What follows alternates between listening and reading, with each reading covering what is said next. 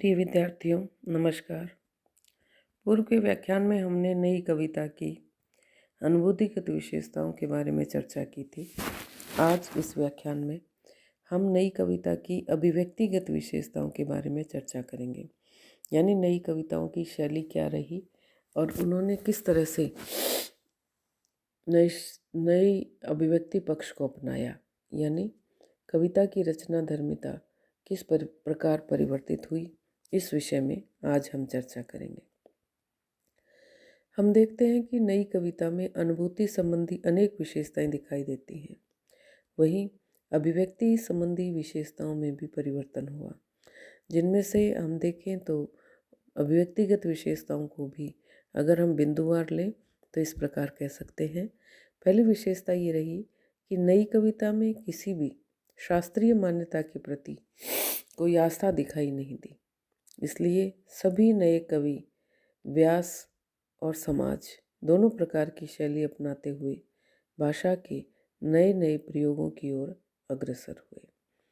नई कविता में भाषा को असमर्थ जानकर विराम संकेतों, अंकों, तिरछी सीधी लकीरों, छोटे बड़े टाइप, उल्टे सीधे अक्षर, लोगों के स्थानों के नाम, अधूरे वाक्य आदि के द्वारा कवियों ने अपनी अपनी उलझी हुई संवेदनाओं को अधिकाधिक व्यक्त किया।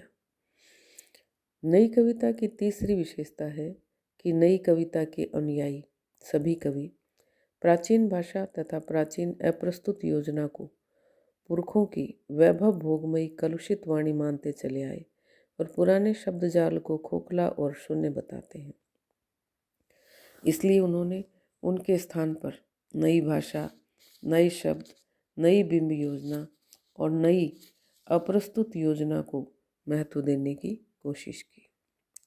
अगली विशेषता में नई कविता में प्राय सभी कवियों ने नए नए प्रतीकों, नए नए उपमानों का खुलकर प्रयोग किया है। यह दूसरी बात है कि इन प्रतीकों में प्राय अस्थिरता रही है और इनके उपमान कभी कभी तो किसी निश्चित सौंदर्य का बोध न करा के हास्यास्पद से प्रतीत होते हैं। नई कविता की अगली विशेषता है कि नई कविता में जो शब्दावली प्रयुक्त की गई है उसके बारे में अज्ञे ने दावा किया कि जीवन की जटिलता को अभिव्यक्त करने वाले कवि की भाषा का किसी हद तक गूढ़ और कुछ अलौकिक अथवा दीक्षा द्वारा गम्य हो जाना अनिवार्य है, किंतु वह उसकी शक्ति नहीं, विवशता है, धर्म नहीं, आपद धर्म है। इससे ये बात स्पष्ट है कि नई कविता में प्राय कुछ गूढ़ और अलौकिक, कुछ अस्पष्ट भाषा का प्रयोग हुआ है, जो भले ही कवि को प्रयोगशीलता लगती हो, किंतु उसमें न तो प्रेषणीयता है और न ही रसास्वादन की शक्ति दिखाई देती है। हाँ, ये कवि की विवशता अवश्य दिखती है।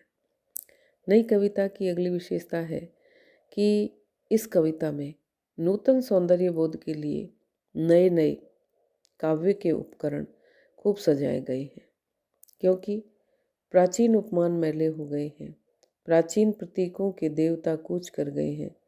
इसीलिए नया कवि किसी सुंदरी के सौंदर्य की चर्चा करते समय उसे न तो ललाती सांझ के नभ की अकेली तारिका कहेगा, न उसे शरद के भोर की निहार नाई हुई कोई कहेगा और न ही चंपे की टटकी कली कहेगा। ऐसा न कहने का ये अर्थ नहीं कि उसका हृदय उथला या सूना है या उसका प्यार मैला है, बल्कि उसका कारण यही है कि ये उपमान और ये प्रतीक सब व्यर्थ हो गए हैं।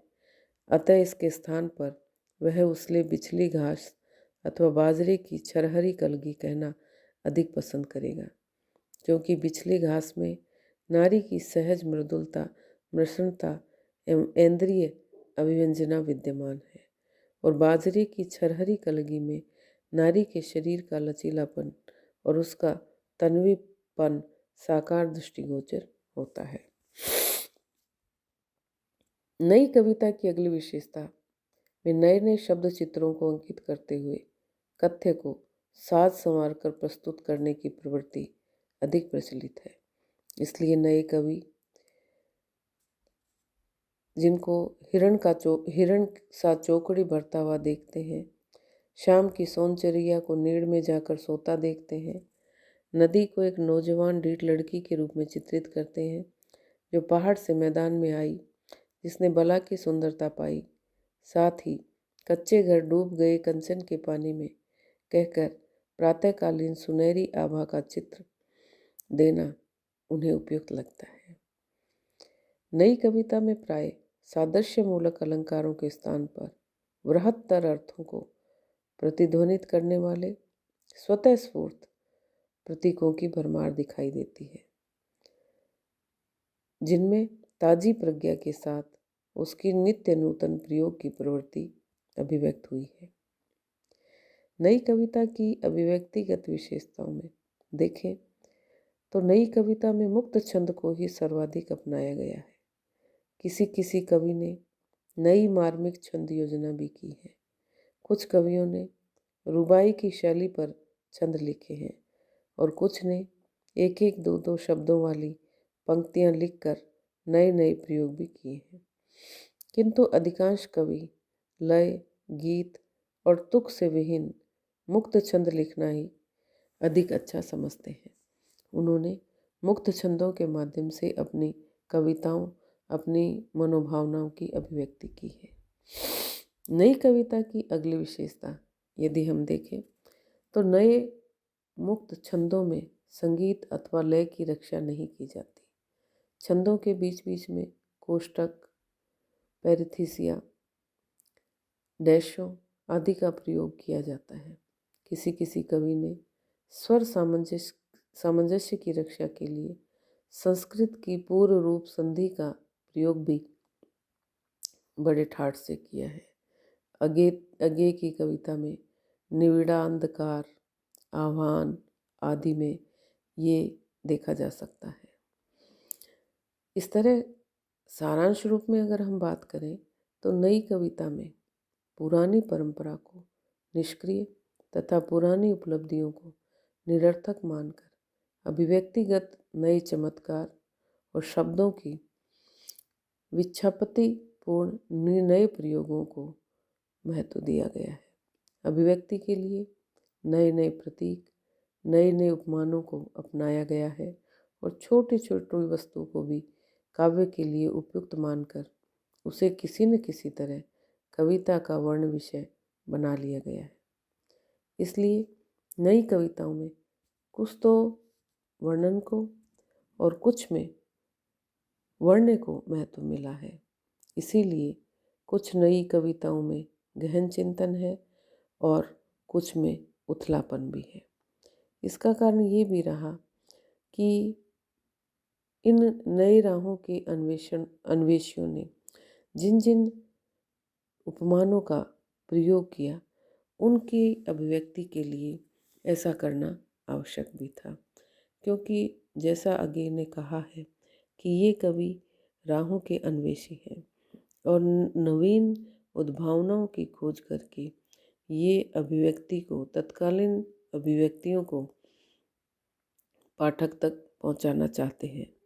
यद्यपि इन्होंने उसे पूर्णतः कसकर, पूर्णतः निरख कर, देखकर उन उपमानों को स्वीकार किया है, कविताओं के उन अभिव्यक्तियों को स्वीकार किया है, परंतु इनकी ये कविताएं मूल रूप से भारतीय प्राचीन परंपरा की से हटकर नवीन उद्भावनाओं की ओर उन्मुख थी और शब्दों से लेकर के, अभिव्यक्ति से लेकर के, उपमानों से लेकर के और भावनाओं तक संपूर्ण नई उद्भावनाएं ही, नया स्वरूप ही इन कविताओं में प्रयोग रूप में अभिव्यक्त हुआ है।